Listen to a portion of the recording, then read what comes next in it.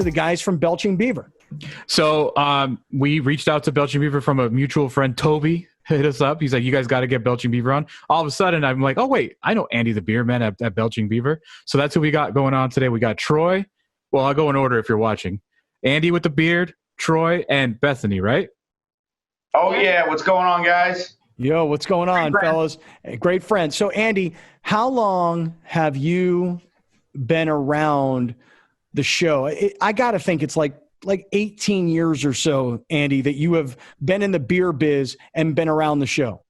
Actually, Troy and I were talking about that earlier. I've had the Andy the Beer Man nickname for almost 20 years. And the guy that gave me the Andy the Beer Man nickname is none other than Scott Kaplan. Used to come down to the tailgate parties on the old Vast Morning Wasteland, the party they do down at Qualcomm, formerly Jack Murphy, etc. And I would bring my homebrew, and you nicknamed me Andy the Beer Man. So I haven't decided if you've cursed me or blessed me with that nickname, because now I'm pretty much stuck in this job. Yeah. So Andy the Beer Man, how long have you been with Belching Beaver? Because I do recall having seen you a few years ago and going, dude, I'm with this beer company now called Belching Beaver. And you're not the only great friend that was with Belching Beaver. There's another guy whose name I just can't remember, and I feel like a jerk for not being able to, but always introducing me to the Belching Beaver brand. I've seen the massive trucks that have the brand name all over it. How long have you been at Belching Beaver? So I've been with the brewery for 4 years and been friends with Troy for the full 8 that we've been in business. We actually met when the brewery opened. Good friends with his brother Clinton. So I've been here half of our existence so far, but I feel like I've been here since day one. All right. So Troy is been here for too damn long. Troy, I just want you to know that on video, let me tell you, Andy looks like he's 9 feet tall. Okay. He is. And he must be sitting on like the chair of the or like the arm of the couch, you know. Exactly what's happening. Right. And you and Bethany look like normal sized human beings. Well, she's literally like 2 feet taller than me too, though, in all reality. We're not standing up. I got a high chair, yellow pages underneath my ass. We're making it happen, bro. All right. So Troy Smith is the co-founder and the brewmaster at Belching Beaver. Troy, who do people tell you look like? Anybody famous? Yeah, that guy from Workaholics is the only thing I ever hear. Okay. Alex, who does Troy look like to you actor-wise? I'm trying to think. I don't know. Browner, does he look like anybody? I don't know what Workaholics is. Come on, man. You know my answer to that question. Oh, you don't watch any white movies? No. Right. What does he look like? I think he looks like Mark Wahlberg to me. Hell no, man! What's Mark Wahlberg? That is crazy. Mark Wahlberg? Yeah. Mark in a Funky Bunch or the new Mark Wahlberg? No, the new Mark Wahlberg, like the what's the name of the one with him and the teddy bears at Ted? Yeah. No, man. There's some things in common from that video. You know, it's not the teddy bear. It's usually the glass stuff. Hole in the side of it. My mom comes out. Yeah. My mom hasn't figured out what that is yet. There's never flowers in it though. Oh, it's flowers, just not the kind you know what I'm saying. Right. Not roses. Right.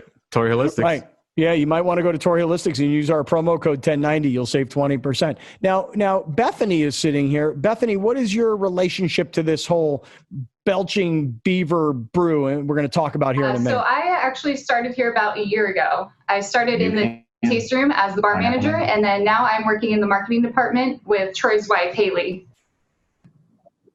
Awesome. Family affair. I love it. Okay, Troy, give us a little background on how you started Belching Beaver. You seem like a pretty young guy.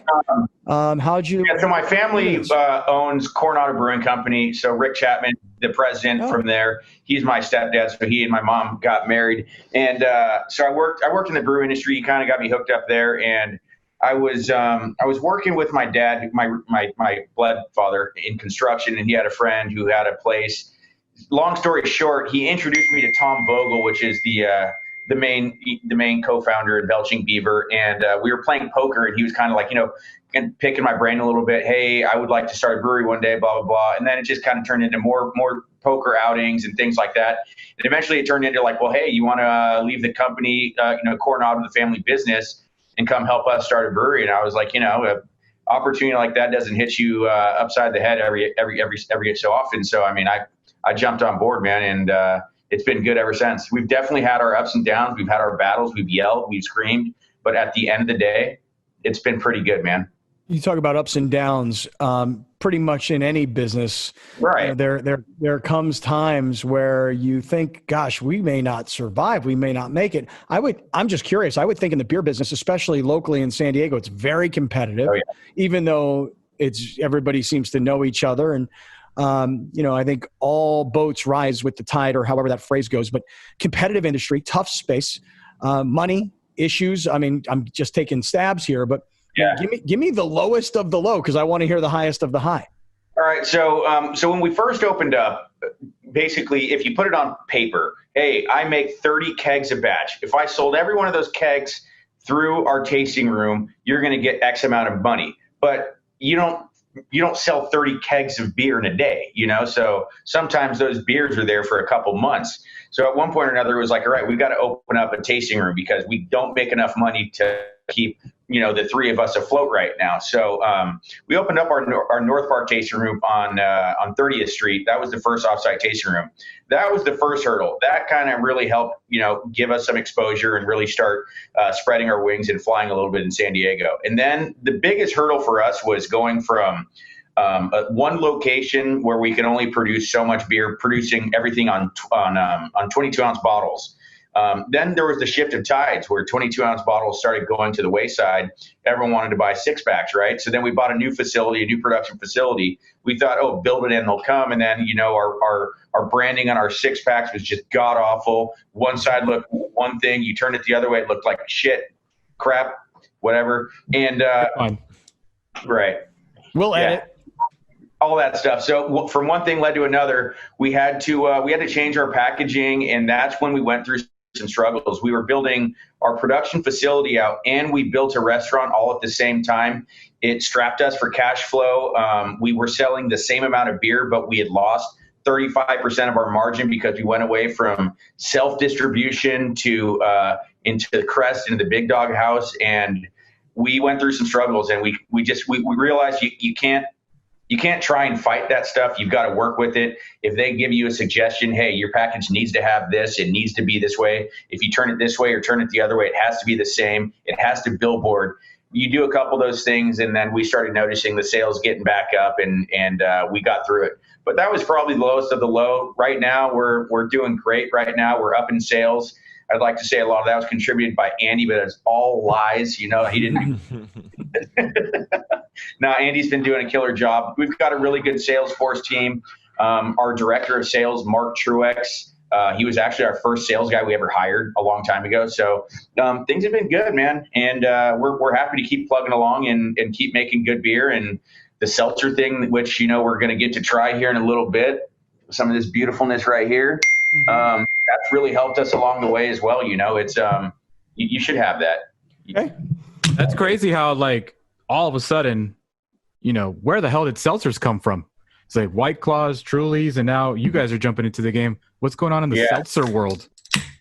So what's going on in the seltzer world? Are we drinking right now? Yeah, I just cracked it. Let's start drinking. Spare no time, my friend. Right. Cheers. I'm going straight out the can because I'm gonna keep it real, people. You can only fancy so many things up, and I ain't fancy. I'm drinking out of a glass because one of our taglines is real fruit, not clear fruit. So we actually use real fruit puree. So it's not just a transparent drink. You can actually see that this, it's real deal. 100% real fruit, 5.5% ABV, 110 calories, only 2 grams of sugar. No grams of sugar. No grams of sugar. 2 grams of carbs. 2 grams of carbs, no artificial colors, flavors, vegan, gluten-free. We checked all the boxes, and we made a great product. Yeah. So it's called hard seltzer. This is the Belching Beaver hard seltzer, passion fruit and guava, real fruit, not clear fruit. What's the alcohol content of a product like this? So we did a little bit differently. We wanted to shine different, so we wanted to do the same thing that everyone's doing, the same low carb, low cal, zero sugar. But we went 0.5% above the rest of them just to kind of stand out above the crowd a little bit. And then we did the craft approach, which is all real fruit versus, your fake extracts and things like that. So definitely a little bit harder to come up with flavors because a real fruit, when you take all the sugar and you ferment it out, doesn't taste like what you would think a strawberry tastes like, or a guava or a passion fruit or something like that. So some fruits work, other fruits don't. And, it's been definitely, a little difficult to come up with a ton of flavors right off the bat because you can't just throw different tinctures and things and make it work, So the craft approach is definitely, it's like beer. You swing just like the Padres, and you miss sometimes, and other times you win. That's just the way. Is this like a super easy sell because you already have the name Belching Beaver, and you're like, oh damn, they make seltzers too? Like I want to try that. Is it a super easy sell, or is this something that you have to like break into that game separately? Andy? The branding has definitely been a huge benefit because we have been around for 8 years. We are a recognizable name. We're the 80th largest brewery in the entire United States. We're the 6th largest brewery in San Diego out of 140-something breweries. So we have the name recognition, we have the branding.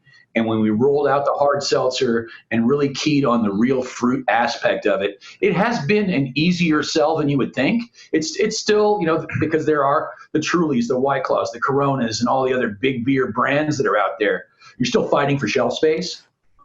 I like to think that at the end of the day, quality wins out, and it's been a tremendous success for us. We just rolled out our Variety 12 packs here about 6 weeks ago, and we're already setting sales records across the board with the 3 flavors we have and the Variety 12 packs. Let me ask you a question, though. I want to ask Bethany something, though. Hey, Bethany, it seems like the seltzer game impacted the beer industry because a lot of females in particular, at least this is my perception, they like these White Claws, Trulies. Now Bud Light has some sort of a seltzer product because it seemed to me, without knowing the industry, that a lot of the seltzers bid into the beer business. So beer business had to pivot and come up with their own seltzer product. What do you think about this product? I mean, because I'm going to buy this and ask my girlfriend to try it. What do you think? So honestly, I used to be a huge fan of the Trulies, the White Claws, all the regular seltzers out there. And once I had Belching Beaver's hard seltzer, there's no way I would ever go back to drinking those again. We didn't pay her to say that, by the way. Sounds about right. That was good. Ready for the commercial. That's great. Because honestly, the flavor, everything about it is just, to me personally, a lot better than everything else out there. You can taste the difference. Yeah, I don't drink Trulies or White Claws, but I like this. A business aspect, when you guys thought about opening the location in North Park, because I've been to that one, and it was Harry Potter game night. And it was a ton of people there that knew way too much about Harry Potter for my liking, but those people loved beer. So how do you come up with these type of events or activities to have at your business when you serve something that completely goes against something like Harry Potter? For me, I believe you have an event, people want to get out, they want to do something new, and this draws in new people to our brand that normally wouldn't try our beer. They wouldn't try our seltzers. So you do some different things to get a bigger crowd. I live like 2 blocks away from the North Park tasting room, so I'm very familiar with that. And when I'm not trying to move forward like so quickly, but I am because I want to drink this one next. Deftones is my favorite band, so this one got me in the door really, really fast. How did that relationship with Deftones come about? And just talk about that because this is crazy that Deftones and you guys have this beer. Who wants to take it? We had Andy the Beer Man. Andy the Beer Man's going to do it. I love to talk, Scott. We had a sales rep working for us up in LA, and she had previously worked at Warner Brothers Records and had some relationships there.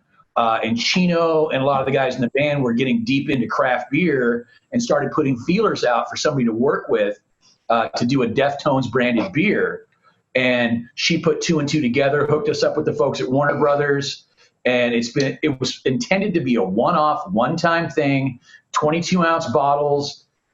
We wound up doing 4 or 5 production runs on it because it just kept selling and selling and selling and selling. And we decided, we're going to enter into a long-term partnership with the band. They're very involved in the process. They let us know what flavor profiles they like. We send them samples. They try other beers and tell us things they like in those beers. So it's a really symbiotic relationship with the band. It's not just slapping their name on something we already made, because a lot of the music collaborations out there do kind of, hey, let's just put the band's name on something. We actually work with the band hand in hand all the way through, and now we've done 5 collaboration beers with the band, and all have done extremely well. All right, so Troy, you tell us, because this is my favorite part of this entire segment, Beer Friday today being presented by the Total Tea Clinic, TotalTeaClinic.com. Troy, what I find super interesting about this segment is learning about what I should be tasting. Like if you're a wine person, you smell it, you taste it, ooh, I taste all of this. Same for beer. So in this beer, what exactly should we be tasting? Tell us what we're drinking. I mean, a lot of beers that we all kind of grew up, the Alpine and some of the older, West Coast style IPAs, you get that punch in the face bitterness, right? That's like the first thing. And then you hold it up into a glass and you got that copper hue to it, right? What you're going to see with this is very, very little of that copper. You're going to get a lot of, grassy, fruity, tropical dankness, not a lot of bitterness. So we tried to make something that was extremely drinkable, really, versus something that kind of was a lingering bitterness, because you hear a ton of people like, oh, I don't like IPAs, they're just too bitter. And then you take this beer, for instance, right, and you take it to beer festivals, you introduce it to people, and they absolutely love it because it does not have those same characteristics which so many people were used to drinking back then, which is punch you in the face with bitterness. How many IBUs can we put into a glass and all that stuff? But yeah, you see that light straw, like a very hay-ish color, pretty clear, nice head on it. And you put your nose in that glass and it's fruity, it's tropical. You get all sorts of papaya, pineapple, just lots of grapefruit, citrus notes. Well, you guys are breaking down the science of a beer. Like you're super deep into create the beer. How do you know when you have something that's a hit? Like as an artist, as a musician, you kind of hear the music. As a creator of beer, is there like a thing that have like a certain signature that you have a taste for, and you hit and you go, yeah, this is it? I mean, it is very similar to what you're describing right now. Yeah. We actually sit around, we have a table upstairs where we all kind of sit around, and whenever we introduce new beers and pilots to the beer system, we sit around. There's a batch of beer where everyone's got high hopes for it and everything, and they used all the greatest things, and you go, crap, that one didn't work, right? All right, dump that batch. But what we're looking for is, really the new era of hops, which, you want your Citra, your Mosaics, that nice fruity, effervescent, easy to drink, not crazy kill you IPA, like 8-9% stuff, but just something that's drinkable is really like what we're going for. We're trying to not just hit a niche market, where some people get these beers where they spend $20, $25 a 4-pack or something like that. We're trying to make beers that are good for a wide variety of people, but when you drink them, it drinks with the best quality of the rest of them. All right, so let me tell you guys. So what I've learned now, Alex, what would you say? Is this maybe our 8th or 9th Beer Friday? Somewhere around there. Yeah, what I've learned is that I'm not an IPA drinker. I'm more of a lager drinker. But when I taste this beer, and I've been really, I think, honest, it's not like when you're Guy Fieri and you're doing diners, drive-ins, and dives, and you tell everybody that everything you've eaten is the greatest thing you've ever eaten. I've told everybody, like, I don't like this beer. I do love this beer. This is of all the IPAs that we've really ever had, this is to me the smoothest drinking, fruitiest, easiest to drink for someone who likes a lager rather than an IPA. Right. And that's what we're going after, man. I'm not saying we're trying to make an average Joe beer, because that's not what we're doing. We're trying to make something that's easy to consume, because it doesn't have to have, take all the peaks out of things, round some of the flavors off. Instead of just like, hey, it's got a really high note of aroma, but it doesn't touch my flavor buds on this side of it. It's just like, how do you make good, balanced beer across the board that when you open it, you put your nose in that can or your glass, and it hits you, man. Belching Beaver Brewery, this is awesome. Jumping on what Troy said there, approachability and balance are two huge things in the success of Belching Beaver. Our beers are super approachable. Scott's not an IPA guy, but he can drink that because it's approachable. It's not over the top in any one facet of the beer. We want to be approachable to as many people as possible. But let's get to the final beer. Go ahead, Browner. So how has the current situation of COVID changed you guys made it happen? All right, Browner's breaking up a little bit. I think he said, how's business during COVID, I think is what he asked. Right. By the way, so Alex, how much time do we have, Alex? Just real quick. I don't want to screw this up. How much time we got? We've got to go kind of soon. Okay, so we got about 2 minutes. So, guys, how has business been impacted by COVID? Great question, Browner. And then the Hazer's Gonna Haze, which I love. By the way, hey, dude, cool Steely on your T-shirt, dude. Nobody's seen that the whole time. Cool Steely, dude. Yeah, right there, baby. There you go. Right on. You know what? Last weekend I was up in Escondido. A friend of mine has a band called Easy Wind, and they're a Dead tribute band, and they're awesome. And they put on an amazing performance for a really small crowd of people that were all socially distancing and wearing masks. Anyway, we got about a minute and a half. Can you give us how's business and tell us about Hazer's Gonna Haze? Cheers to you guys. Thanks for having us on. You can see this is a hazy IPA, and it's got that. It's not got the clarity like you just had in your last beer. It's going to have some haze to it. So the point of hazy IPAs is you want that to be even more pillowy, easy drinking, more floral, and just smooth on the mouth is really what you're looking for here. They're IPAs for people who don't like IPAs. Exactly.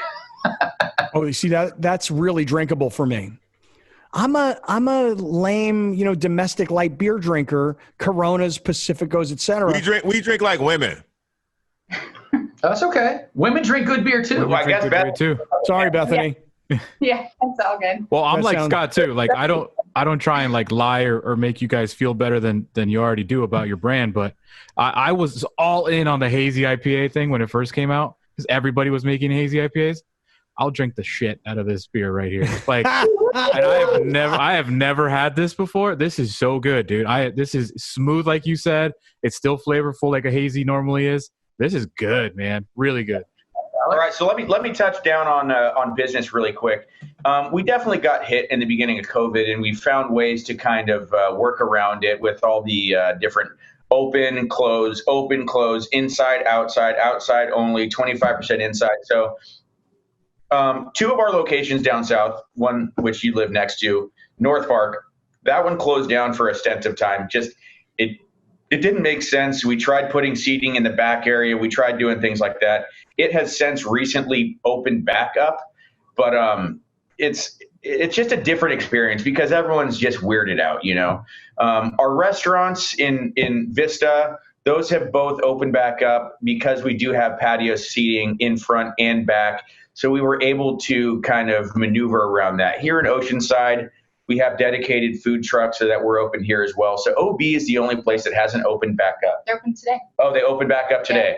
Yeah. Whammy. There you go. What do I know, huh? I just work with people. And from my perspective, real quick, the fact that we've been packaging our beer for the last several years and we're just able to pivot more of our production to packaging has really kept us going.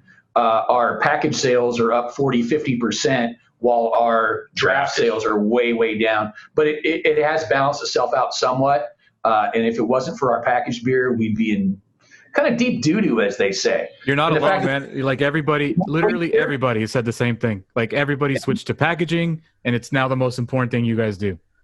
Yeah, now here's the shitty part. No one can find cans now because every person is trying to buy cans. And not only that, but White Claw and those guys are eating up so much of the aluminum inventory in the U.S. And these can producers who normally produce our cans for us made us really work and pivot. So I was buying cans coming from Mexico. I was buying blank cans from other places. So like as you see, like for instance, right now, your guys' seltzer is not a labeled or is a labeled seltzer, right? This one is a printed one.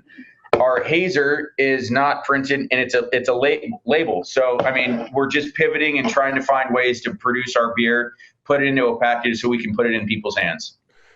Hats off to Scott, you guys muted. because Hats off to you guys, because situation, you guys have found a way to balance with everything going on with COVID and still manage to be a profitable business. So hats off, guys, and everybody else working hard at this particular time in this industry, because everybody's fighting and you guys are finding a way of being innovative and keeping it moving through tough times. So big ups. Damn good times. Damn good times. Scott's still muted somehow. I don't know how. Jesus, Scott Kaplan. I don't know what happened, but dude, thank Hey. you guys so much for joining us. We really appreciate it. You have your 10-year or what anniversary party's coming up that no one can go to? Right. Yeah. Right. Pretty much. It's going to be fun. Really fun. You have an anniversary party coming up, but you have a beer release coming up. What's your website so people can check you out? www.belchingbeaver.com. All right. We'll talk to you guys soon. Thank you guys so much for joining us. Cheers, everybody.